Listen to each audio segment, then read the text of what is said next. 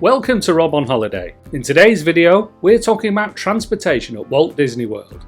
Disney offers free transportation between its theme parks, water parks, Disney Springs, and all of its resort hotels, making it very easy for anyone staying on property to get around during their trip. This is a big perk of staying at a Disney hotel for those like me who don't want to drive on holiday. Currently, Disney runs 4 types of transportation across Walt Disney World: buses, boats, the monorail, and the Skyliner. And in this video, we're going to cover each one of those in detail, including which routes are covered by each type of transport, their hours of operation, and how these modes of transport are not just a practical way to get around Disney World, but they can also be a fun part of your trip. Before we talk about Disney transport, let's briefly cover the information you need if you're planning to drive around Disney World. Car parking at the theme parks is free for anyone staying at a Disney hotel, and parking at your hotel is also free. If you're staying off property, standard theme park parking costs $45 to $55 per day, depending on when you visit. Preferred parking costs an additional $30 per day for everyone. Parking at the Disney water parks and Disney Springs is also free for everyone. A final note on parking: all car parks at Disney are located within walking distance of the park or water park, with the exception of Magic Kingdom. The Magic Kingdom car park is located at the Tickets and Transportation Centre, which is on the other side of the Seven Seas Lagoon. To get to Magic Kingdom, you will need to take either the monorail or the ferry boat from the TTC to the park. More on that later. Now, let's move on to Disney transport, starting with the buses. Buses are the most common form of transport available at Disney World. Basically, if the route is not covered by a boat, monorail or Skyliner, it will be covered by a Disney bus. Buses transport guests between their resort hotels and all 4 theme parks as well as Disney Springs. The one exception to this is transportation to the Disney water parks. To get to Blizzard Beach, you need to take a bus from your hotel to Animal Kingdom and then transfer to the Blizzard Beach bus. However, if you are staying at Coronado Springs or the All-Star Resorts, direct buses run between these hotels and Blizzard Beach. To get to Typhoon Lagoon, take a bus or a boat to Disney Springs and then transfer to the Typhoon Lagoon bus. Most hotels only have one bus stop, so you will have to head to the front of your hotel to catch a bus to the park. But a few of the larger resorts have multiple bus stops. These resorts are Caribbean Beach, Coronado Springs, Port Orleans Riverside, Fort Wilderness, Animal Kingdom Lodge, Old Key West, and Saratoga Springs. Buses run approximately every 20 minutes, generally from around 1 hour before the theme park opens to 1 hour after it closes. So whilst buses are not that exciting, they are reliable, and more importantly, they are air conditioned, which is important after a long day in the Florida heat. The second most common mode of transport at Disney is the boats. Disney World is definitely not short of waterways, so it's not surprising that 3 theme parks offer boat transportation to and from a select number of hotels. Let's start by looking at the boats to and from the Magic Kingdom. There are 3 boat docks outside the park. The one nearest the bus stop is for the ferry boats, which transports guests from the Ticket and Transportation Centre to the park. The middle dock is for the Bay Lake boat services, where you can catch a boat to Wilderness Lodge and Fort Wilderness. And the dock nearest the monorail station offers one service, which runs on the Seven Seas Lagoon and goes from the Magic Kingdom to Grand Floridian, then to Polynesian, and then back to Magic Kingdom. There is also a bonus secret boat route that runs in the afternoon on Bay Lake between the Contemporary, Wilderness Lodge and Fort Wilderness. Now let's move on to Epcot and Hollywood Studios. The front entrance of Hollywood Studios and the back entrance of Epcot, also known as the International Gateway, are at opposite ends of Crescent Lake, and this waterway offers boat service between the 2 theme parks and the 3 hotels surrounding the lake. The boat runs from Hollywood Studios and stops at the Swan and Dolphin, the Yacht and Beach Club, the Boardwalk, and finally Epcot International Gateway. The final boat service is the Sassagoula River Cruise, which transports guests between Disney Springs and multiple hotels in the Disney Springs resort area. There are 4 different routes, each connecting Disney Springs to a different hotel: Saratoga Springs and the Saratoga Springs Treehouse Villas, Old Key West, Port Orleans French Quarter, and Port Orleans Riverside. All of these boats set off from the Disney Springs boat dock at the far edge of the marketplace, next to the walking path over to Saratoga Springs.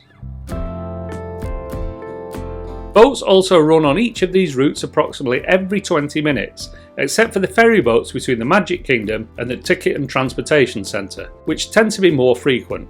Boats operate approximately 30 minutes before the parks open until 1 hour after they close. The exception to this is the Sasagula River Cruise, which generally only starts running at 10:30 am. The next mode of transport we're going to talk about is probably Disney's most famous, and that's the monorail. The monorail has been a staple at Walt Disney World since the resort opened in 1971, and now connects 2 theme parks, 3 hotels and the Ticket and Transportation Centre across 3 routes. 2 of these routes operate around Seven Seas Lagoon. The first is the resort monorail, which runs in a clockwise direction from the Magic Kingdom to the Contemporary, the Ticket and Transportation Centre, the Polynesian and the Grand Floridian. The second route is the express monorail, which offers direct services between Magic Kingdom and the Ticket and Transportation Centre. And the third route connects the Ticket and Transportation Centre with the front entrance of Epcot.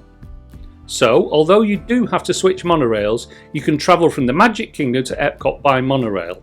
If you do take the Epcot route, the monorail actually circles the front half of the park before stopping at the Epcot monorail station, offering great views of Spaceship Earth. Monorails run approximately every 15 minutes. The 2 Magic Kingdom routes run from 30 minutes prior to the park opening until 1 hour after it closes. The Epcot monorail runs from 30 minutes before the park opens to 2 hours after Epcot closes. Finally, it's time to talk about Disney's newest form of transport, the Skyliner. The Skyliner is a gondola system connecting Epcot and Hollywood Studios to 4 hotels. Riding the Skyliner has quickly become one of our favourite activities at Disney World. The views from your gondola are fantastic and the flight feels so relaxing. And even though the Skyliner does not have aircon, the breeze through the vents at the top of each car is generally enough to keep you cool. The Skyliner has 3 lines, all of which are connected to the Caribbean Beach Station, which is the Skyliner hub station.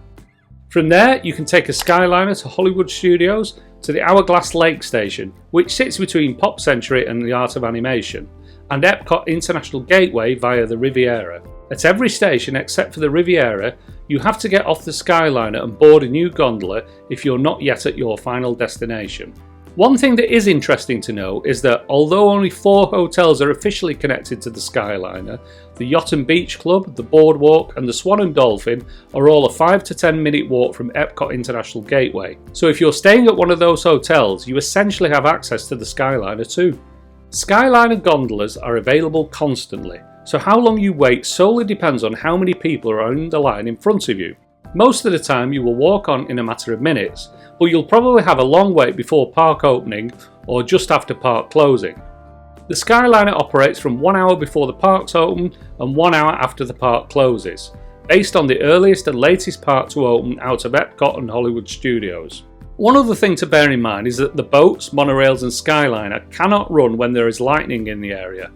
But if any of these transport systems are closed for this or any other reason, replacement buses will be available to get you to your destination.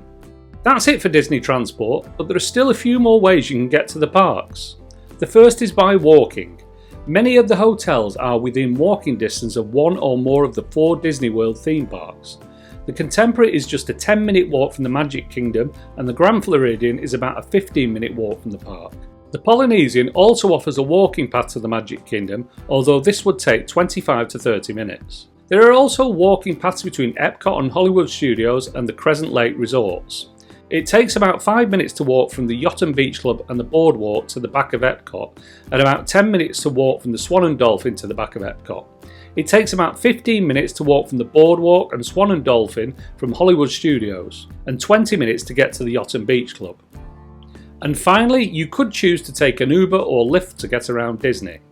We wouldn't really recommend this unless you're in a big rush, but the option is available. One thing to note is that if you take a rideshare to Magic Kingdom, it will drop you off at the Ticket and Transportation Centre, where you'll then have to get a monorail or ferry boat to the park. Otherwise, you'll get dropped off at the front of the park or at the lobby of one of the hotels. If you want to be dropped at the front of the Magic Kingdom, or as close as possible to any location at Disney World, you could splash the cash on a minivan. This is Disney's private transfer service, which is operated by Lyft. As you would expect, this comes with a hefty price tag, but it is available for those who want to travel in style. So, that's just about it for today's video. We hope you found this guide to transport at Walt Disney World useful. If you've got any questions about using transport at Disney, please leave them in the comments section below and we'll be more than happy to get back to you. If you enjoyed the video, consider giving it a like and subscribing to the channel for more travel tips and tricks. Thanks for watching Rob on Holiday, and we'll see you next time.